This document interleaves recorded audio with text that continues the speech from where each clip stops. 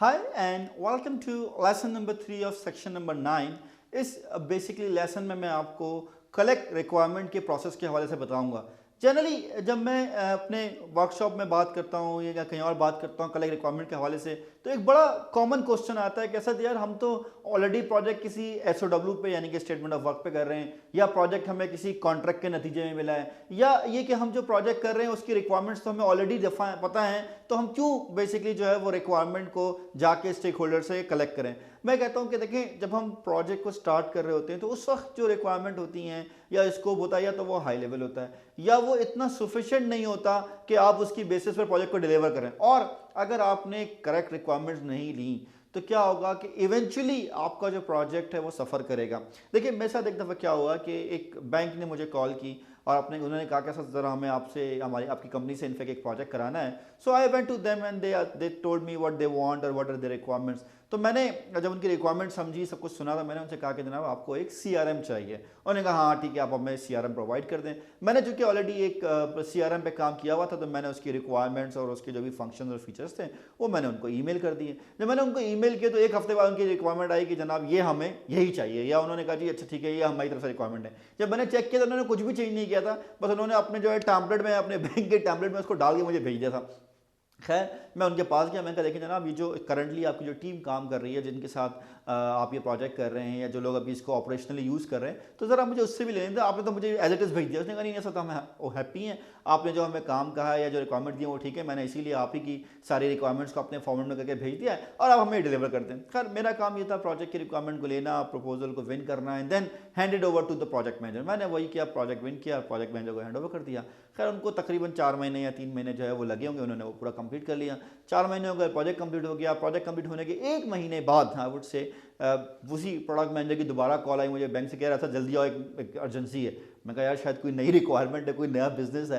तो जनाब मैं जल्दी जल्दी उस बैंक में पहुंचा बात करने के लिए। तो मैं देखता हूं कि प्रोडक्ट मैनेजर उसका ग्रुप हेड, बॉस और वो 4-5 लोग जिनसे मैं कहा था कि यार रिक्वायरमेंट लेने देने, उसने का ज़रूरत नहीं है और ये तो टेम्प्रेरी हैं या हमने इंटरनी रखे हुए हैं, बाद में फायर कर देंगे। वो भी सारे इंटरनी 6 महीने से बैठे हुए थे। तो वो कहने लगे कि यार हम जो है ना आपसे जो प्रोजेक्ट कराया है, इससे तो बेहतर था कि हम ये प्रोजेक्ट जो है ना वो आपसे ना कराते और हमारी जो टीम है वो एक्सेल शीट में जो मैनेज कर रही थी वो बेहतर था। अब आप सोचें यार कि हमने 4-5 महीने लगा के प्रोजेक्ट बनाया, मैच्योर किया, इम्प्लीमेंट किया and we charge a good money out of it, and now what they are saying is कि यार हम तो इससे बेहतर था कि एक्सेल शीट यूज़ कर रहे थे। प्रॉब्लम क्या थी? प्रॉब्लम ये नहीं थी कि रिक्वायरमेंट ख़राब थी, प्रॉब्लम ये नहीं थी कि हमारी टीम ने प्रोजेक्ट गलत डिलीवर किया था।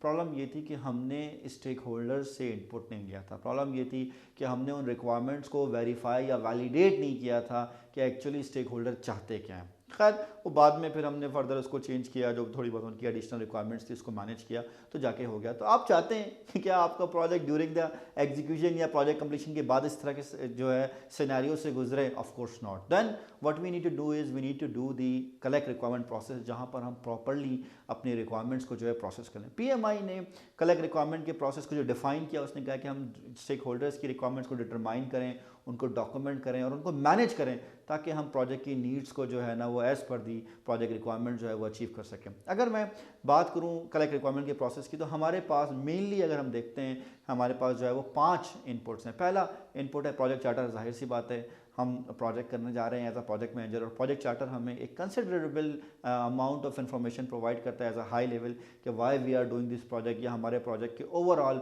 जो है बिजनेस ऑब्जेक्टिव्स क्या हैं, या हम किस तरह से इसको परफॉर्म करेंगे। तो हमारे लिए जो है वो project charter is a valid and vital input. देन दूसरा इनपुट जो हमें यहाँ मिलता है वो मिलता है स्टेक होल्डर रजिस्टर।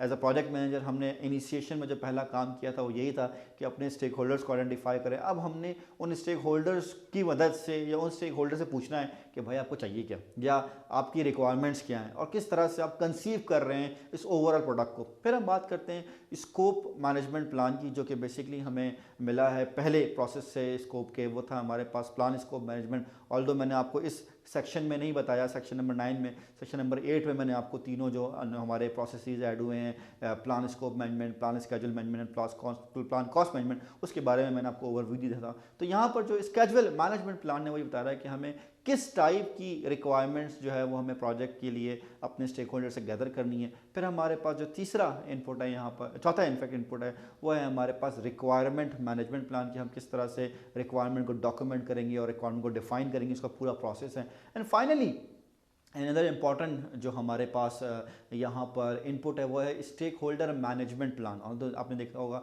हो सकता है आपको शुरू में थोड़ा अजीब से लगा हो कि मैंने क्यों जो है वो सेक्शन नंबर 7 में पूरा स्टेक होल्डर मैनेजमेंट का चैप्टर पढ़ा दिया, ऑल्दो मैं इनिशिएशन पढ़ा रहा हूँ, प्लानिंग पढ़ा रहा हूँ, एग्जीक्यूशन पढ़ा रहा हूँ, कंट्रोलिंग पढ़ा रहा हूँ। रीज़न ये है कि कुछ चीज़ें जो हैं वो इंटरमिंगल्ड हैं और यहाँ पर दिख रहे हैं आपके इनपुट भी आ रहा है, although it's a part of planning. हम ये कह रहे हैं कि जनाब जो इंगेजमेंट लेवल है जिसका हमने बात की थी, जो हमारा स्टेक होल्डर है वो अनअवेयर है या फर्स्ट करें जो है वो उसको नॉलेज है या नहीं है, तो हम ये चाहते हैं कि उस स्टेक होल्डर को, उसके इंगेजमेंट को जो है हम यहाँ पे इंश्योर करें और उससे इनपुट लें या उसको बताएं कि जनाब what they want and what we are going to understand from them. तो दिस इज़ आर द जो कोर आप कह लें कि इनपुट्स हैं जिसको हम यूज़ करेंगे। देन हमारे पास इसमें जो है कोई 11 टूल्स हैं। हमने ये कह रहा कि आप सारे के सारे 11 टूल्स लगाएंगे। इट्स लाइक जब आपकी गाड़ी ख़राब होती है तो आप क्या करते हैं, अपने टूल बॉक्स को निकालते हैं और उसमें जो प्रॉब्लम है उसके हिसाब से जो टूल आप यूज़ करते हैं आप वो यूज़ कर सकते हैं। तो यहाँ पर जो हमारे पास टूल्स हैं 11 के 11, ऑल्दो मैं आपको सारे के सारे टूल्स यहाँ पर एक ओवरऑल समझाता हूँ कि क्या टूल्स हैं और आप लोग कहाँ और कब यूज़ करेंगे।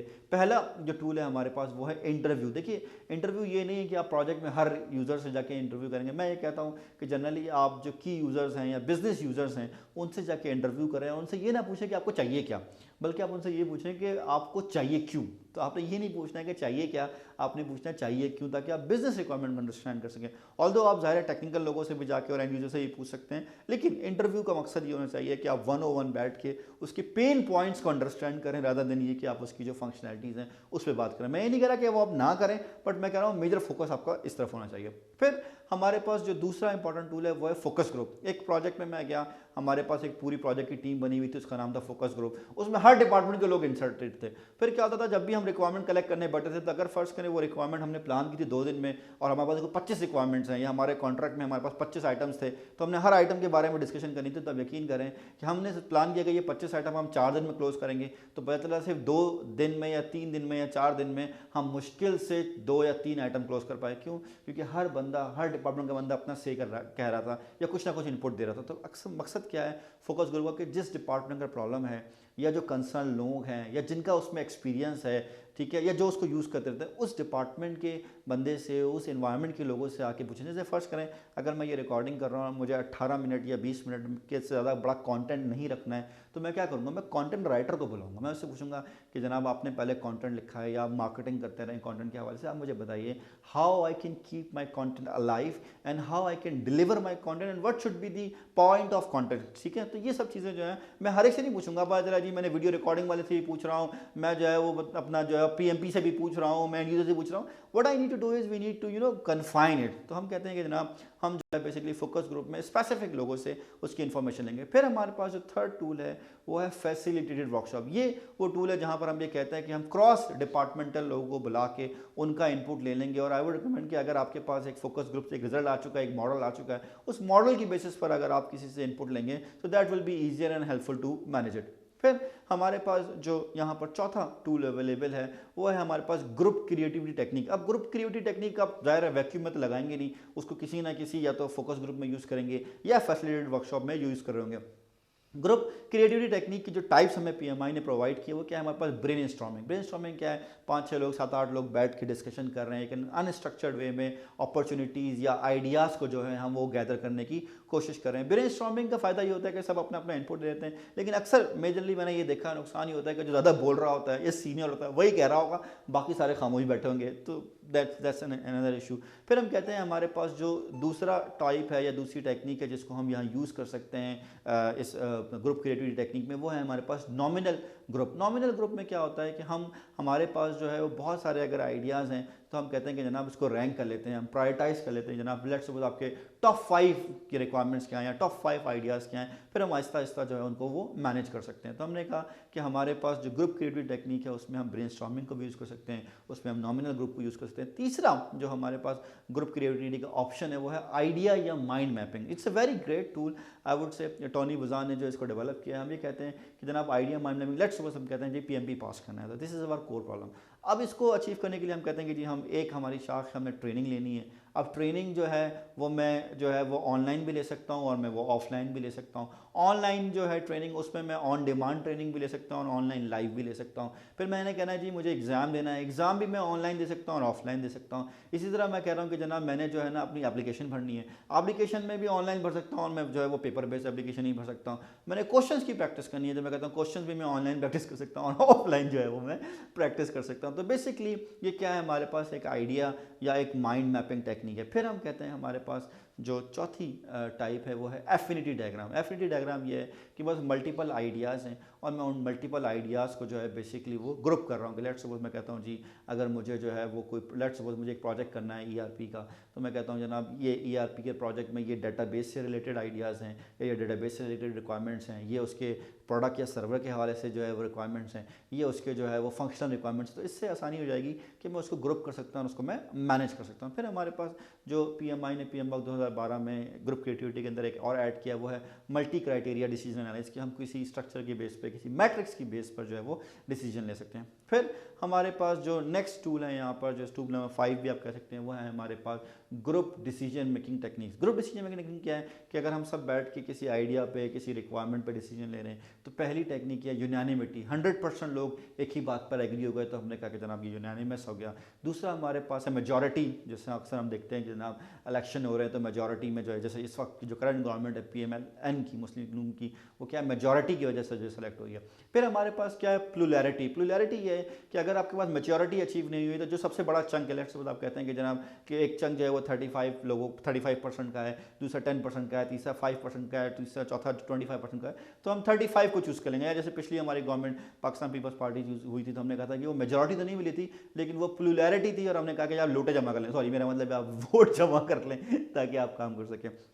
देन हमारे पास बेसिकली फाइनल वो है, वो ये है कि जनाब डिक्टेटरशिप, कि हम कहते हैं कि जनाब यूनानिमिटी 100% लोग एग्री हो गया, मेजॉरिटी 50% से ज़्यादा है, प्लुरैलिटी 50% अचीव नहीं वाला लेकिन जो मैक्सिमम चंक है हम उसको यूज़ कर लें। फिर हम बात कर रहे हैं बेसिकली डिक्टेटरशिप जिसके ज़रिए हम यूज़ कर सकते हैं। तो ये बेसिकली हमारे जो है आप कह सकते हैं कि 5 जो हैं वो मेजर टूल हैं। वो कौन कौन से अब तक मैंने डिस्कस किया आपके साथ, इंटरव्यू टेक्निक डिस्कस की, फोकस ग्रुप डिस्कस किया, फैसिलिटेटेड वर्कशॉप डिस्कस किया, फिर मैंने आपके साथ डिस्कस किया जो है ग्रुप क्रिएटिविटी टेक्निक, और फिर मैंने आपको बताया जनाब कि हम जो है वो ग्रुप डिसीजन मेकिंग टेक्निक कैसे लेते हैं। फिर हम बात करते हैं कि जनाब हम चाहें तो क्वेश्चनायर्स एंड सर्वेज भी ले सकते हैं। अगर लार्ज नंबर ऑफ ऑडियंस है, मल्टीपल लोग हैं, तो उनके ज़रिए हम एक क्वेश्चनायर या सर्वे भी हम फ्लोट कर सकते हैं और उनका इनपुट किसी भी टॉपिक के हवाले से, किसी भी रिक्वायरमेंट के हिसाब से, किसी भी ऑब्जेक्टिव के हवाले से हम उनका इनपुट ले सकते हैं। फिर माय फेवरेट टूल जो मुझे बहुत पसंद है वो है ऑब्जर्वेशन। ऑब्जर्वेशन ये है कि हम जाके समझें, देखें कि जनाब उसको चाहिए क्या, उसकी एक्चुअल रिक्वायरमेंट क्या है।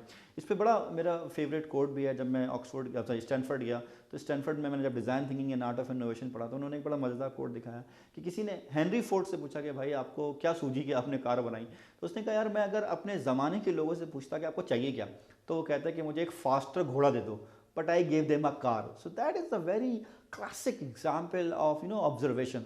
अगर हम ऑब्जर्वेशन की बात करें तो इसके भी हम बेसिकली 2 पार्ट कर सकते हैं। हम कहते हैं कि एक तो ये जॉब शेडोइंग, कि मैं जाके देखूंगा जनाब, जो फ़र्ज़ करें अगर मैं अभी हमने रिसेंटली एक ERP प्रोजेक्ट किया है तो वहाँ पे सेल्स की टीम बड़ा काम करी थी और वहाँ पर जो है वो हर शॉप पे जाके वो सेल्स करते थे, स्पॉट सेलिंग जिसे वो कहते हैं। तो हमने क्या किया, बाकायदा जाके रिव्यू किया कि जनाब वो स्पॉट सेलिंग करते कैसे हैं, काम कैसे करते हैं। तो क्या जॉब शेडोइंग, जाके देखना वो काम कैसे करें ताकि हम ऑब्जर्व कर सकें कि बेसिकली वो किस तरह से डिलीवर करें। दूसरा ये है कि पार्टिसिपेंट ऑब्जर्वेशन, वो ये है कि जनाब हम वो काम खुद करें, स्टेप बाय स्टेप वो काम करके देखें ताकि हमें फील आए कि जनाब वो काम करता है क्या है, किस तरह से करता है, ताकि जो है हम भी समझ सकें और फिर हम उसकी रिक्वायरमेंट को सही से आर्टिकुलेट कर सकें या एलिसिट कर सकें भाई उसको चाहिए क्या। तो this is another important tool जो कि हम यूज़ कर सकते हैं इन टर्म्स ऑफ ऑब्जर्वेशन। फिर हम बात करते हैं कि जनाब हम कोई प्रोटोटाइप बना के दिखाते हैं। अक्सर आप कोई प्रोजेक्ट करते हैं तो आप एक प्रोटोटाइप बना के दिखाते हैं, जनाब ये इस तरह से आपको नज़र आएगा या उसके अंदर ये फीचर्स होंगे, so that you can make decision before कि आप उसके बारे में बनाने जाएँ। ऑल्दो जब हम आपको एग्जीक्यूशन पढ़ाएंगे तो हमने पूरा आपको जो है ना एक पूरा प्रोटोटाइप केस भी समझाना है कि वो कैसे काम करता है। हम पूरा काम करके ले जाते हैं, पूरा डिलीवरेबल प्रोड्यूस करते हैं, तो हमारा एंड यूजर कहता है मज़ा नहीं आया। हम कहते हैं भाई हमने तो काम कर दिया। तो उस इन्वायरमेंट में, उस पॉइंट ऑफ टाइम से बचने से के लिए ज़रूरी है कि आप जो है ना पूरा काम करके लेके जाएँ, वो बोले मज़ा नहीं आया। अब पहले से एक प्रोटोटाइप बना लें और आप देख लेंगे जनाब वो किस तरह से जो है वो उसको यूज़ करेगा या उसके क्या फीचर्स की उसकी डिमांड क्या है। फिर ये बेंचमार्किंग ये है कि आप कंपेयर कर लें अगर मार्केट में ऑलरेडी इस तरह की चीज़ अवेलेबल है तो वो क्या प्रोवाइड कर रहे हैं, उनके क्या फीचर्स हैं और आप किस तरह से उसको जो है वो डिलीवर करना चाह रहे हैं, आप किस तरह से उसको देखना चाह रहे हैं। फिर हमारे पास जो है एक और जो टूल यहाँ पर है वो कॉन्टेक्स्ट डायग्राम है, जिसको हम कहते हैं स्कोप मॉडल। स्कोप मॉडल बड़ा इंटरेस्टिंग है। वो ये कहता है कि हम प्रोसेसेस को, पीपल को और टेक्नोलॉजी को किस तरह से इंटीग्रेट करेंगे, हमारा इनपुट सिस्टम में क्या जाएगा और सिस्टम से क्या आउटपुट आएगा। तो हम एक ओवरऑल कॉन्टेक्स्ट मॉडल जो है वो रिव्यू कर लेते हैं। देन जो 11वां और आखिरी इसमें जो टूल हमें अवेलेबल है जिसके ज़रिए हम रिक्वायरमेंट्स को गैदर कर सकते हैं वो है डॉक्यूमेंट एनालिसिस। डॉक्यूमेंट एनालिसिस ये है कि हम उस कंपनी के या उस प्रोजेक्ट के हवाले से उसके बिजनेस प्लान्स को रिव्यू कर लें, उसके मार्केटिंग प्लान्स को रिव्यू कर लें, उसकी स्ट्रैटेजी को रिव्यू कर लें, और कोई अगर डॉक्यूमेंट रिलेवेंट डॉक्यूमेंट अवेलेबल है तो हम उसकी मदद से जो है बेसिकली अपने ओवरऑल जो है वो रिक्वायरमेंट्स को जो है वो गैदर कर सकें। तो इन ए नटशेल जो टूल्स, ये 11 टूल्स जो हमें प्रोवाइड किए हैं कलेक्ट रिक्वायरमेंट्स के लिए, वो है हमारे पास इंटरव्यू करना, इंटरव्यूइंग टेक्निक, दूसरा हमारे पास है फोकस ग्रुप, तीसरा हमारे पास है फैसिलिटेटेड वर्कशॉप, चौथा हमारे पास है ग्रुप क्रिएटिविटी टेक्निक, पांचवा हमारे पास है ग्रुप डिसीजन मेकिंग टेक्निक, छठा हमारे पास है क्वेश्चन आयर्स एंड सर्वेस, सातवां हमारे पास है ऑब्जर्वेशन, आठवां हमारे पास है प्रोटोटाइप, नवा हमारे पास है बेंचमार्किंग, 10वां हमारे पास है कॉन्टेक्स्ट डायग्राम, और 11वां हमारे पास है बेसिकली डॉक्यूमेंट एनालिसिस। तो हमने बेसिकली आपको इस लेसन में इंपॉर्टेंटली आई वुड से कि मैंने जो है वो एग्जांपल्स के साथ सारे टूल्स को समझाया और इनपुट के हवाले से बताया। नेक्स्ट लेसन नंबर 4 में I will talk about the outputs of collect requirement. Thank you.